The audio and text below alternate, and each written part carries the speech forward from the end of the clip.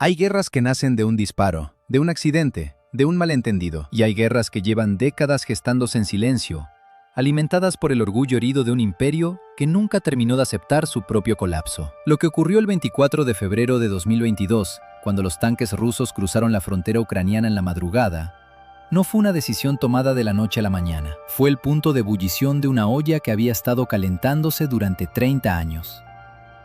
Para entender por qué Rusia invadió Ucrania, hay que retroceder mucho más atrás de lo que la mayoría de los noticieros se atreve a ir. Comencemos en 1991. La Unión Soviética se derrumba. 15 repúblicas proclaman su independencia, entre ellas Ucrania, un territorio de más de 40 millones de personas con una historia propia, una lengua propia y una identidad que había sobrevivido siglos de dominación. Para Occidente aquello fue una victoria de la democracia. Para millones de rusos y especialmente para una generación de funcionarios del KGB como Vladimir Putin, fue la mayor catástrofe geopolítica del siglo XX. Esa frase no la inventé yo, fue el propio Putin quien la pronunció en un discurso en 2005. Y desde ese momento, comprender su política exterior se vuelve mucho más sencillo. Todo lo que ha hecho apunta a revertir de alguna forma esa catástrofe. Ucrania no era un país cualquiera dentro del espacio post-soviético. Era el segundo en extensión, el segundo en población. Tenía una industria importante, una costa estratégica sobre el Mar Negro y, sobre todo, era el corazón histórico del mundo eslavo oriental. Kiev, la capital ucraniana, es considerada por muchos historiadores rusos como la cuna de la civilización rusa. Durante siglos, el Imperio ruso dominó estas tierras. Los zares las llamaban la Pequeña Rusia. Para el nacionalismo ruso tradicional, la idea de que Ucrania fuera un estado separado, soberano, con su propia bandera y su propio asiento en las Naciones Unidas, era casi una herejía. Pero los primeros años después de la independencia ucraniana no fueron exactamente dramáticos desde el punto de vista geopolítico. Ucrania estaba sumida en el caos económico, la corrupción endémica y una crisis de identidad nacional profunda. Muchos de sus líderes seguían mirando hacia Moscú.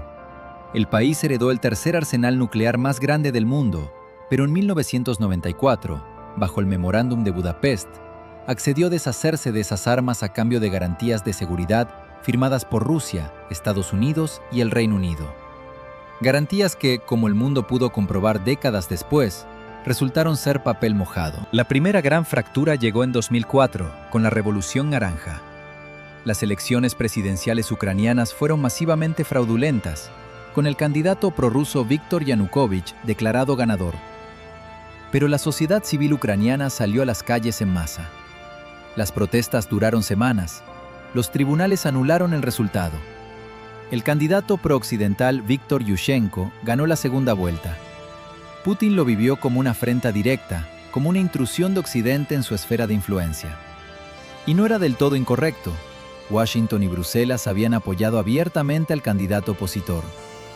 El tablero estaba siendo redibujado y Rusia empezaba a perder piezas. La siguiente pieza en caer fue Yanukovych de nuevo, pero esta vez de forma más violenta. En 2013, el entonces presidente ucraniano suspendió las negociaciones con la Unión Europea sobre un acuerdo de asociación, cediendo a las presiones de Moscú, que le ofreció un préstamo de $15.000 millones y tarifas de gas más baratas. La reacción popular fue inmediata. Miles de ucranianos volvieron a las calles, esta vez en la Plaza Maidán de Kiev. Las protestas se extendieron durante meses. El gobierno respondió con violencia. En febrero de 2014, tras días de enfrentamientos que dejaron decenas de muertos, Yanukovych huyó del país hacia Rusia. El parlamento ucraniano votó para destituirlo. Para Putin, aquello no fue una revolución popular legítima. Fue un golpe de Estado orquestado por Occidente, por la CIA, por la expansión silenciosa de la OTAN hacia el este. Y ahí está el corazón del conflicto, el argumento que Rusia repite hasta el hartazgo. La promesa que, según Moscú, los líderes occidentales le hicieron a Gorbachov cuando se negoció la reunificación alemana. La promesa de que la OTAN no se expandiría ni un centímetro hacia el este. Esa promesa, si es que existió como tal, nunca fue puesta por escrito en ningún tratado vinculante. Pero Polonia, la República Checa, Hungría, ingresaron en 1999. Los países bálticos, Bulgaria y Rumanía entraron en 2004. Y cada nueva incorporación era, para el Kremlin, una nueva cuchillada. Menos de 3 semanas después de la caída de Yanukovych, soldados sin insignias tomaron el control de los edificios gubernamentales y los aeropuertos de Crimea. Putin los llamó hombres de verde. La gente los bautizó como hombrecitos verdes. En un referéndum organizado a toda prisa, con tropas rusas desplegadas por el territorio y sin observadores internacionales independientes, Crimea votó supuestamente con un 97% a favor de la anexión a Rusia. En días, Putin firmó los documentos. Crimea era rusa. El mundo quedó atónito. Era la primera vez desde la Segunda Guerra Mundial que una potencia europea anexionaba por la fuerza el territorio de otra nación soberana. Pero Rusia no se detuvo en Crimea. En el este de Ucrania, en las regiones del Donbass, en Donetsk y Lugansk, comenzaron a aparecer grupos armados que decían representar a la minoría rusoparlante. Hombres con armamento pesado, con tanques T-72, que no tenían nada que ver con un grupo de separatistas improvisados. Occidente acusó a Rusia de armar y dirigir esos grupos. Rusia lo negó, aunque Putin reconocería años después que había tropas rusas actuando en esa zona desde el principio. Comenzó una guerra que muchos medios llamaron conflicto de baja intensidad, pero que para la gente que vivía en esas regiones no era baja en absoluto. Miles de muertos, millones de desplazados, un frente que se estabilizó y que siguió matando lentamente durante 8 años. Entre 2014 y 2022, el mundo intentó resolver el conflicto mediante la diplomacia. Los acuerdos de Minsk, firmados en 2015, supusieron un alto el fuego parcial y una hoja de ruta para reintegrar las regiones separatistas dentro de Ucrania con un grado de autonomía especial. Pero nadie los cumplió del todo. Ucrania decía que no podía otorgar autonomía a unas regiones controladas por milicias armadas por un país extranjero. Rusia decía que Ucrania boicoteaba el proceso. El frente seguía activo.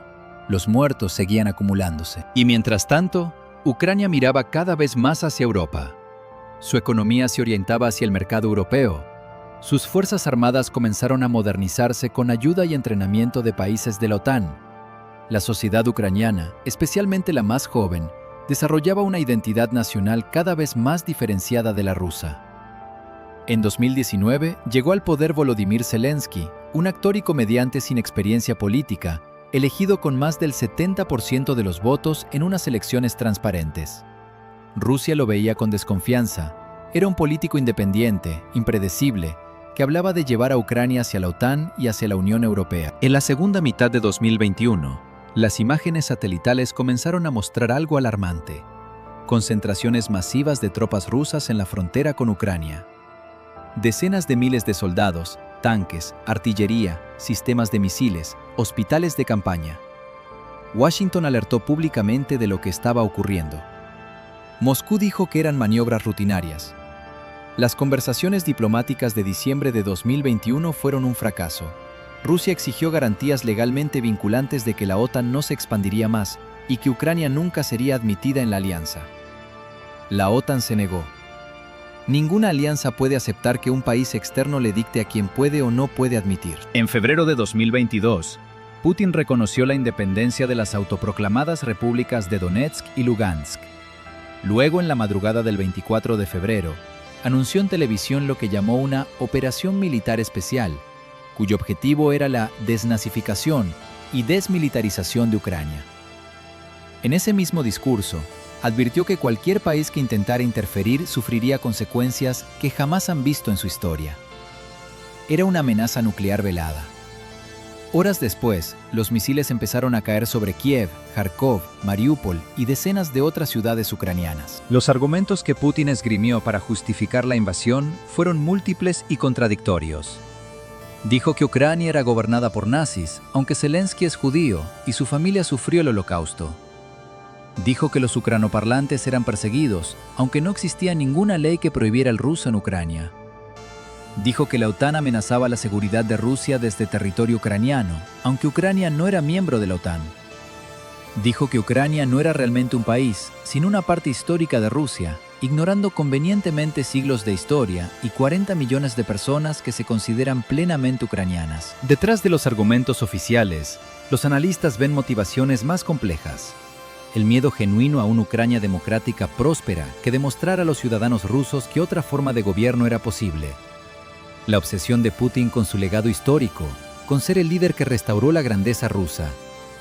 La presión de los halcones dentro del propio sistema ruso, el cálculo erróneo de que Ucrania caería en días, que su ejército se desmoronaría, que Zelensky huiría, que Occidente respondería con declaraciones, pero no con armas. Todos esos cálculos resultaron equivocados. Lo que encontraron los invasores no fue un país que se rendiría en 72 horas. Encontraron una resistencia feroz, un ejército que había pasado 8 años preparándose para ese momento, una sociedad civil que decidió pelear, y un presidente que rechazó la oferta occidental de evacuación con una frase que dio la vuelta al mundo: necesito munición, no un pasaje. La guerra que Putin pensó que duraría días cumplió 2 años, 3 años, y el final no está a la vista mientras estas palabras son narradas. La historia de por qué Rusia invadió Ucrania no tiene un único villano ni un único culpable. Tiene décadas de errores estratégicos, de promesas rotas, de expansión irresponsable, de arrogancia imperial, de corrupción postsoviética, de identidades nacionales aplastadas que volvieron con una fuerza inesperada. Tiene un hombre en el Kremlin que decidió que la fuerza era la respuesta a sus miedos y sus ambiciones. Y tiene un pueblo que decidió que su tierra, su lengua y su independencia valían más que la seguridad de no resistir. La guerra en Ucrania no es solo un conflicto entre dos países, es un choque entre dos visiones del mundo. Una que cree que las fronteras deben ser sagradas y la soberanía de los estados respetada, y otra que cree que las grandes potencias tienen derecho a dictar el destino de sus vecinos. El resultado de esta guerra no solo determinará el futuro de Ucrania, determinará qué tipo de mundo heredarán las próximas generaciones.